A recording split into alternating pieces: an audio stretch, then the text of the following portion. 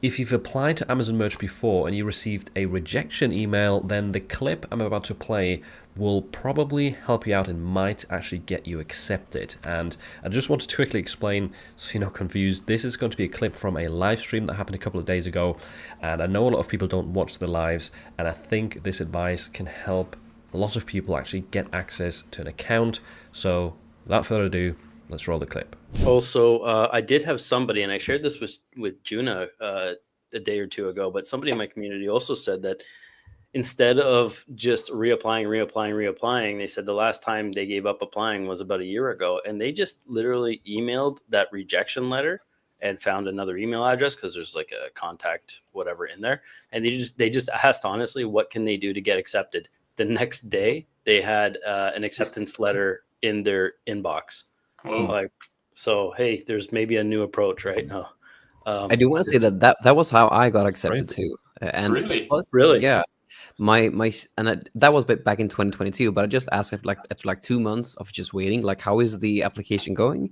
And then a day after, I got the reply, or I was accepted, and then like 2 minutes later, I got the reply from them. But also, I had a student who did this exact same thing this year. He applied, and like a month or two later, he emailed them, and then he got into the program too.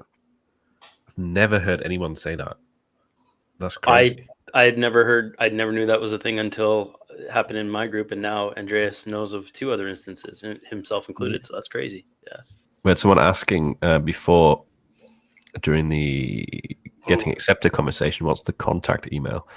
I don't know. I think you were just saying to reply to the actual denial, the rejection right? one, right? The rejection of the Yeah, I mean, we do have one as a contact as a merch seller. You have access to a contact email, but I think that all they did was reply to the actual email.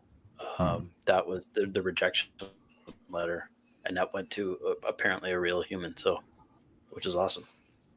Yeah, I have no Can idea. you imagine if that's all it takes now?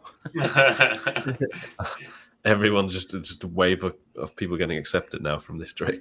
Yeah.